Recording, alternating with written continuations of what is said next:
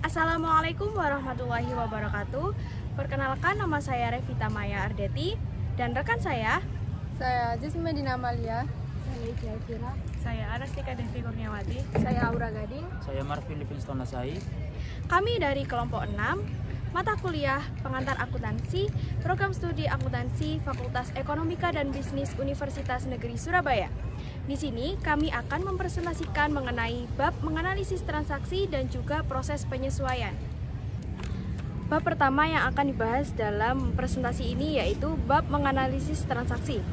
Subbab pertama yang akan dibahas yakni tentang menggunakan akun untuk mencatat transaksi. Sistem akuntansi dirancang untuk menunjukkan kenaikan dan penurunan setiap elemen persamaan akuntansi di catatan yang disebut sebagai akun. Suatu akun dalam bentuk yang paling sederhana memiliki 3 bagian. Yang pertama, yakni setiap akun memiliki judul, yaitu nama pos yang dicatat dalam akun. Yang kedua, setiap akun memiliki tempat untuk mencatat jumlah kenaikan pos. Yang ketiga, setiap akun memiliki tempat untuk mencatat jumlah penurunan pos. Bisa diperhatikan pada tabel yang telah disajikan ya teman-teman. Sebagai contoh, di sini penerimaan kas sebesar 25 juta pada transaksi A dimaksudkan dalam sisi debit. Huruf atau tanggal juga jangan lupa untuk dicatat agar dapat diurutkan sampai ke data transaksinya. Sedangkan saat pendapatan menurun sebesar 20 juta dimasukkan ke sisi kredit. Jadi selisih dari sisi debit dan sisi kredit ialah sebesar 5.900.000. Jumlah ini diperoleh dari total sisi debit yaitu 32.500.000 dikurangi dengan jumlah sisi kredit yaitu 26.600.000. Selanjutnya ada kode akun. Kode akun ialah daftar akun yang terdapat dalam buku besar. Ada 5 poin di dalam kode akun. Yang pertama yakni aset, yang kedua liabilitas, yang ketiga ekuitas pemilik, yang keempat pendapatan, dan yang kelima adalah beban. Aset ialah sumber daya yang dimiliki oleh entitas bisnis. Yang kedua, liabilitas. Liabilitas merupakan utang kepada pihak luar. Selanjutnya yakni ekuitas, ialah hak pemilik terhadap aset perusahaan setelah seluruh liabilitas dibayarkan. Selanjutnya yakni pendapatan, ialah kenaikan dalam aset dan ekuitas pemilik sebagai hasil dari menjual barang atau jasa. Yang terakhir yakni beban, yaitu hasil dari penggunaan aset atau jasa dalam proses menghasilkan pendapatan. Bisa diperhatikan pada gambar berikut ini. Setiap nomor akun memiliki 2 digit angka. Digit pertama menunjukkan klasifikasi utama dalam buku besar. Akun yang dimulai dengan angka 1 mewakili aset. Akun yang dimulai dengan angka 2 mewakili liabilitas. Akun yang dimulai dengan angka 3 mewakili ekuitas pemilik, akun yang dimulai dengan angka 4 mewakili pendapatan, dan akun yang dimulai dengan angka 5 mewakili beban. Digit kedua menunjukkan lokasi akun dalam kelasnya. Kemudian sistem akuntansi ayat jurnal berpasangan. Sistem ini digunakan oleh semua perusahaan. Sistem ini berdasarkan persamaan akuntansi dan memerlukan setiap transaksi bisnis dicatat setidaknya ke dalam 2 akun. Kemudian yang kedua, total debit yang dicatat untuk setiap transaksi sama dengan total kredit yang dicatat. Kemudian sistem ini juga memiliki aturan pendebitan dan pengkreditan khusus untuk mencatat transaksi ke dalam akun. Kemudian ada akun laporan posisi keuangan. Aturan debit dan kredit untuk akun laporan posisi keuangan adalah seperti pada tampak layar. Pada aset, akun aset, debit untuk kenaikan, dan kemudian untuk kredit adalah sebagai penurunan. Kemudian sama dengan liabilitas. Liabilitas sendiri merupakan kewajiban yang dibayar oleh perusahaan kepada pihak lain saat jatuh tempo. Dalam kata lain, liabilitas ini merupakan sebuah hutang yang wajib untuk dibayar oleh perusahaan. Pada akun liabilitas sendiri, penurunan di sebelah debit dan kenaikan di sebelah kredit, ditambah ekuitas pemilik. Ekuitas pemilik merupakan jumlah uang yang akan dikembalikan kepada pemegang saham suatu perusahaan jika seluruh aset perusahaan dicairkan dan seluruh hutang perusahaan dibayar. Dalam kata lain, dapat diartikan sebagai kekayaan bersih dari sebuah perusahaan. Pada akun modal pemilik, penurunan di sebelah debit dan kenaikan di sebelah kredit. Kemudian akun laporan laba rugi. Aturan dan debit akun-akun laporan laba rugi didasarkan pada hubungan dengan ekuitas pemilik. Oleh karena akun pendapat menambah ekuitas pemilik, kenaikan pendapatan dicatat sebagai kredit dan penurunan dicatat sebagai debit. Penurunan dalam ekuitas pemilik dicatat sebagai debit, sebaliknya kenaikan dalam akun beban dicatat sebagai debit dan penurunannya sebagai kredit. Transaksi yang meningkat beban akan menurunkan ekuitas pemilik. Kemudian akun prive. Aturan pendebitan dan pengkreditan akun penarikan modal pemilik atau prive didasarkan pada dampaknya terhadap ekuitas pemilik.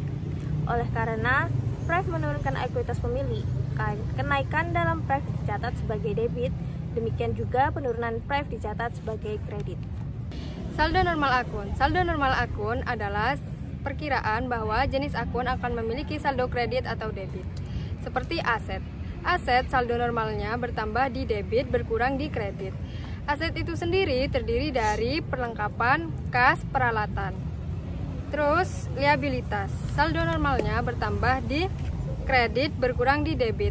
Liabilitas terdiri dari utang usaha dan sewa dibayar di muka. Ekuitas. Saldo normalnya bertambah di kredit berkurang di debit. Ekuitas sendiri terdiri dari modal sama prive. Akun prive pemilik. Saldo normalnya bertambah di debit berkurang di kredit. Akun laporan laba rugi, saldo normalnya berkurang di kredit bertambah di debit. Yang terakhir, akun beban, saldo normalnya bertambah di debit berkurang di kredit. Penjurnalan. Jurnal umum adalah sebuah jurnal yang dipergunakan untuk tempat melakukan pencatatan bagi segala jenis bukti transaksi keuangan yang muncul akibat terjadinya berbagai transaksi keuangan perusahaan dalam suatu periode tertentu. Seperti contoh, Christina menyetorkan 25 juta di rekening bank atas nama Solusinet. Ayat jurnalnya kas karena saldo normalnya bertambah di debit dan modal bertambah di kredit. Nah, contoh yang kedua, Solusinet membeli perlengkapan secara kredit sebesar 1.350.000. Ayat jurnalnya perlengkapan di debit seharga 1.350.000 dan utang usaha 1.350.000 di kredit. Sebab berikutnya yakni memindah bukukan ayat jurnal ke dalam akun, yakni memindahkan akun dari jurnal umum ke buku besar. Memindahkan ini dinamakan posting, yaitu memindahkan setiap akun pada jurnal ke buku besar masing-masing akun. Manfaatnya adalah untuk mengetahui saldo dari masing-masing akun. Lalu pada layar ini adalah contoh posting akun untuk kas. Jadi langkah pertama adalah memasukkan tanggal yaitu tanggal 1 dan memasukkan bulan dan tahun yaitu Mei 2014. Lalu langkah kedua adalah bisa dilihat di jurnal umum, itu adalah halaman 1. Lalu kita memasukkan halaman 1 ini di buku besar itu masuk ke posref yakni JU1 yang artinya jurnal umum 1. Jikalau nanti kas yang tercatat ada di halaman 2, posref di buku besarnya ditulis JU2. Lalu untuk langkah ketiga kita bisa lihat di jurnal umum kas nominalnya sebesar 1 juta di debit, lalu langsung dimasukkan ke dalam buku besar di debit juga sebesar 1 juta. Lalu langkah keempat memasukkan saldo di dalam buku besar yakni nominalnya adalah 1 juta. 1 juta ini dari nominal kas yang pertama kali yaitu 1 juta, jadi tertambah di saldo 1 juta. Lalu langkah terakhir adalah memasukkan kode akun. Jadi di posref jurnal umum kode akunnya 111 itu adalah kas, dimasukkan di pojok kanan atas yakni kode akun _2111. Lalu yang selanjutnya adalah contoh posting akun modal. Jadi di posting akun modal ini tidak jauh beda dengan posting akun kas, karena yang berbeda cuma nama akun. Jadi di pojok kiri atas itu ada nama akun modal, yaitu karena kita memasukkan akun modal dari jurnal umum sebesar 1 juta. Yang di layar ini adalah contoh buku besar yang sudah dicatat masing-masing akun. Jadi nantinya kalau kita sudah mencari semuanya, nanti kita akan terbagi dari beberapa tabel. Jadi jika di jurnal umum terdapat 11 akun, maka di buku besar ada 11 tabel. Seperti yang dicontoh ada tabel akun kas, akun piutang usaha, akun perlengkapan, dan akun asuransi dibayar di muka. Akuntansi sistem jurnal berpasangan mewajibkan kesamaan jumlah debit dan kredit. Neraca saldo mengecek kesamaan jumlah debit dan kredit. Tahapan penyiapan neraca saldo adalah sebagai berikut. Langkah pertama adalah menulis nama perusahaan diikuti dengan judul neraca saldo serta tanggal penyajian. Langkah kedua, tulis akun-akun dari buku besar dan masukkan saldo debit dan kreditnya ke dalam kolom debit dan kredit neraca saldo. Langkah ketiga, jumlah kolom kredit dan debit dijumlahkan. Langkah keempat, periksa jumlah kolom debit harus sama dengan jumlah kolom kredit. Kesalahan memengaruhi neraca saldo. Jika jumlah kolom kredit dan debit neraca saldo tidak sama, sebuah kesalahan telah terjadi. Kesalahan tidak memengaruhi neraca saldo. Ada kalanya suatu kesalahan tidak menyebabkan neraca saldo tidak seimbang.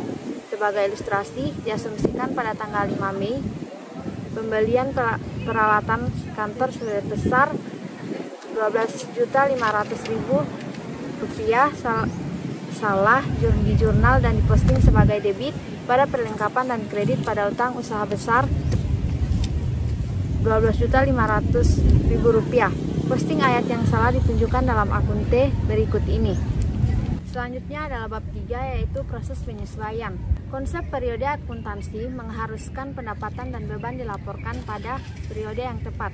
Dalam akuntansi berbasis akrual, pendapatan dicatat dalam laporan laba rugi pada periode saat pendapatan tersebut dihasilkan.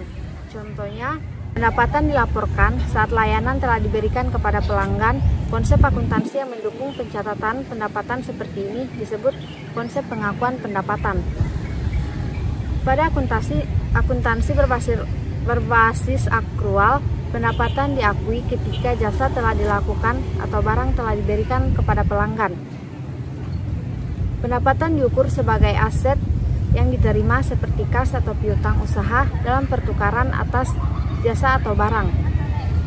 Proses pencatatan pendapatan ini disebut pengakuan pendapatan.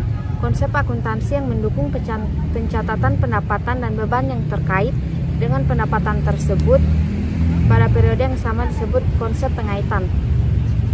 Dalam akuntansi berbasis kas, pendapatan dan beban dilaporkan dalam laporan laba rugi pada periode ketika kas diterima atau dikeluarkan. Terdapat beberapa akuntansi memerlukan pemuktahiran updating untuk beberapa alasan.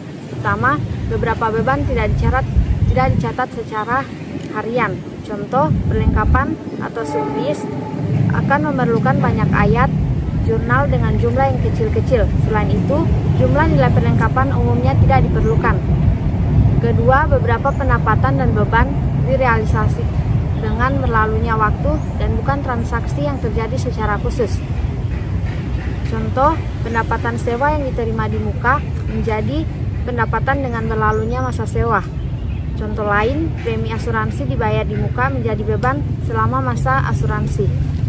Yang ketiga, beberapa pendapatan dan beban mungkin belum dicatat. Contoh, perusahaan telah melakukan penyerahan jasa kepada pelanggan tetapi belum ditagih atau dicatat pada akhir periode.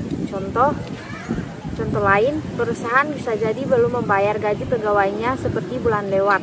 Periode akuntansi meskipun pegawai telah bekerja dan berhak atas gajinya. Subbab selanjutnya yakni jurnal penyesuaian.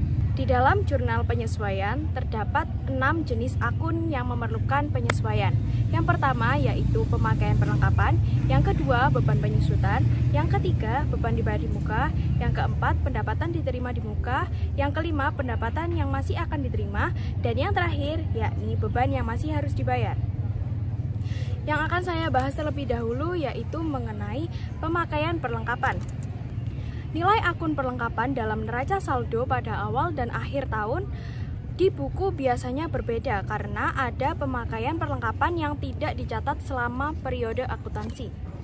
Jurnal penyesuaian perlengkapan mencatat jumlah perlengkapan yang telah dipakai. Bisa dilihat pada tabel untuk pencatatan pemakaian perlengkapan. Yang pertama, ada beban perlengkapan di sisi debit dan perlengkapan di sisi kredit. Cara menghitungnya yaitu saldo awal tahun sebesar 2 juta dikurangi dengan sisa perlengkapan yakni sebesar 760.000, hasilnya yaitu 1.240.000. Selanjutnya yakni beban penyusutan. Aset yang dimiliki oleh perusahaan dan dipakai dalam kegiatan usaha normal akan berkurang nilai ekonomisnya secara berangsur-angsur. Inilah yang disebut dengan penyusutan. Seperti contoh yang ada pada tabel. Untuk yang pertama, beban penyusutan titik-titik di sisi debit dan akumulasi penyusutan titik-titik di sisi kredit.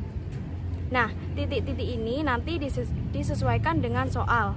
Jadi, kalau misal di soal yang menyusut peralatan kantor, maka ditulis beban penyusutan peralatan kantor. Dan jika semisal di soal yang menyusut kendaraan, maka ditulis beban penyusutan kendaraan dan akumulasi penyusutan kendaraan. Kemudian untuk nominalnya menyesuaikan yang ada pada soal. Nah, di sini nominalnya adalah 50.000, jadi beban penyusutan sebesar 50.000 di sisi debit dan akumulasi penyusutan sebesar 50.000 di sisi kredit. Akun yang berikut adalah beban dibayar di muka. Beban dibayar di muka artinya beban yang sudah dibayar, tetapi beban tersebut merupakan beban untuk masa yang akan datang. Pencatatan beban dibayar di muka dapat dilakukan dengan dua cara, yaitu yang pertama dicatat sebagai aset dengan bentuk tabel seperti ini, di mana debitnya menggunakan beban yang bersangkutan. Yang kedua dicatat sebagai beban dengan bentuk seperti tabel berikut ini, di mana kreditnya menggunakan beban yang bersangkutan. Contohnya, asuransi dibayar di muka, saldo debit 2.400.000 dalam akun asuransi dibayar di muka mencerminkan pembayaran di muka tanggal 1 Desember untuk asuransi 12 bulan. Pada akhir bulan Desember, akun beban asuransi bertambah di debit 200.000 dan akun asuransi dibayar di muka berkurang di kredit 200.000 karena beban asuransi sudah berjalan 1 bulan. Pertanyaannya adalah, mengapa dicatat dengan metode aset? Karena dalam pengkodean akun, asuransi dibayar di muka ditulis sebagai aset, ditandai dengan kode akun yang diawali angka 1. Kalau pencatatan dalam metode beban, pengkodean akun harus ditulis sebagai beban, ditandai dengan kode akun diawali angka 5. Akun yang berikut adalah pendapatan diterima di muka. Pendapatan diterima di muka adalah pendapatan yang sudah diterima, tetapi pendapatan itu untuk periode yang akan datang. Pencatatan pendapatan diterima di muka dapat dilakukan dengan dua cara, yaitu yang pertama dicatat sebagai kewajiban atau utang dengan bentuk tabel seperti ini, di mana kreditnya menggunakan pendapatan yang bersangkutan. Lalu cara yang kedua dicatat sebagai pendapatan dengan bentuk tabel seperti ini, di mana debitnya menggunakan pendapatan yang bersangkutan. Contohnya, pada neraca saldo belum disesuaikan pada 31 Desember, saldo akun sewa diterima di muka adalah 360.000. Saldo ini mencerminkan penerimaan sewa 3 bulan pada 1 Desember untuk bulan Desember, Januari, dan Februari. Pada akhir bulan Desember, sewa untuk 1 bulan telah dihasilkan, sehingga perhitungannya adalah 1/3 dikali 360.000 sama dengan 120.000. Sehingga akun sewa diterima di muka berkurang di debit 120.000 dan akun pendapatan sewa bertambah di kredit 120.000. Pertanyaannya, mengapa dicatat dengan metode utang? Karena dalam pengkodean akun, sewa diterima di muka dicatat sebagai utang, ditandai dengan kode akun yang diawali angka 2. Kalau pencatatan dalam metode pendapatan, pengkodean akun harus dicatat sebagai pendapatan, ditandai dengan kode akun yang diawali angka 4. Berikutnya adalah akun pendapatan yang masih akan diterima. Pendapatan yang masih akan diterima adalah pendapatan yang sudah menjadi hak dan boleh diakui, tetapi belum dicatat karena belum diterima. Contohnya, Solusi Net menandatangani perjanjian dengan Damar pada 15 Desember. Perjanjian tersebut menyatakan bahwa Solusi Net akan menyediakan jasa konsultasi komputer melalui telepon dan memberikan bantuan pada karyawan Damar. Jasa yang disediakan akan ditagihkan pada Damar tanggal 15 setiap bulannya dengan biaya 20.000 per jam. Per 31 Desember, Solusinet telah memberikan 25 jam jasa konsultasi pada perusahaan Damar. Pendapatan sebesar 500.000 akan difakturkan dan dibayar di Januari. Solusinet telah mengakui pendapatan di bulan Desember.